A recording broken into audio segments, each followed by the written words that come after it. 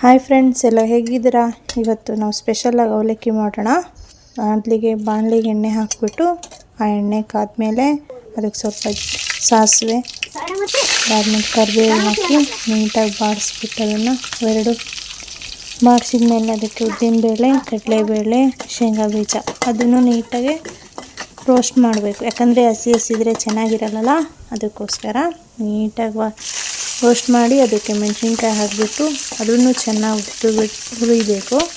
ಹುರಿದಾದ್ಮೇಲೆ ಅದಕ್ಕೆ ಹೆಚ್ಚಿರುವಂತಹ ಈರುಳ್ಳಿ ಹಾಕಿ ಕ್ಲೀನಾಗಿ ಫ್ರೈ ಮಾಡಬೇಕು. ಬ್ರೌನ್ ಲೈಟ್ ಗೋಲ್ಡ್ ಬ್ರೌನ್ ಬಂದರೆ ಸಾಕು ಅನಿಸುತ್ತೆ. ಅದಾದಮೇಲೆ ಟೊಮೊಟೊ ಹಣ್ಣು ಹಾಕಿಬಿಟ್ಟು ಅದನ್ನು ಕ್ಲೀನಾಗಿ ಕಲಿಸ್ಬಿಟ್ಟು ಕ್ಲೀನಾಗಿ ರೋಸ್ಟ್ ಮಾಡಬೇಕು ಚೆನ್ನಾಗಿ. ನಾನು ಈ ಕಡೆ ಪಕ್ಕದಲ್ಲಿ ಅವಲಕ್ಕಿನ ನೆನೆಸಿಟ್ಕೊಂಡಿರೋ ಅವಲಕ್ಕಿ ಈ ಥರ ಸ್ವಲ್ಪ ಮೆತ್ತಗಾಗಬೇಕಷ್ಟೆ, ಹಾಗಾದರೆ ಚೆನ್ನಾಗಿರುತ್ತೆ ಅವಲಕ್ಕಿ. ಈ ಕಡೆ ಫ್ರೈ ಆಗ್ತೈತಲ್ಲ, ಅದಕ್ಕೆ ಸ್ವಲ್ಪ ಉಪ್ಪು, ಆಮೇಲೆ ಸ್ವಲ್ಪ ಅರಿಶಿನ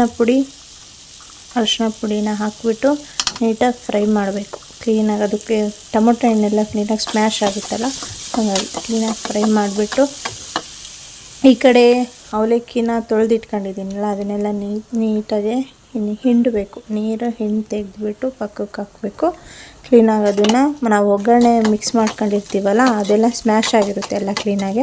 ಅದಕ್ಕೆ ನಾವು ತೊಳೆದಿರುವಂತಹ ಅವಲಕ್ಕಿ ಇರುತ್ತಲ್ಲ ಅದನ್ನು ಹಾಕಬೇಕು. ತೊಳೆದಿರೋ ಅವಲಕ್ಕಿನ ಅದಕ್ಕೆ ಹಾಕ್ಬಿಟ್ಟು ಇಷ್ಟು ಕ್ಲೀನಾಗಿ ಹಾಕಿ ಅದನ್ನು ಕ್ಲೀನಾಗಿ ಕಲಿಸ್ಬೇಕು. ಕಲಿಸಿದ ಮೇಲೆ ಅದಕ್ಕೆ ಟೇಸ್ಟ್ ನೋಡಬೇಕು. ಫಸ್ಟ್ ನಿಂಬೆಹಣ್ಣು ಹಿಂಡಿಬಿಟ್ಟು ಸ್ವಲ್ಪ ನಿಂಬೆಹಣ್ಣು ಹಿಂಡಿ ಆಮೇಲೆ ಸ್ವಲ್ಪ ಕೊತ್ತಂಬರಿ ಹಾಕಿ, ಇದ್ರೆ ಸ್ವಲ್ಪ ಕಾಯಿನೂ ಹಾಕಿ ಇನ್ನೂ ರುಚಿ ಚೆನ್ನಾಗಿರುತ್ತೆ.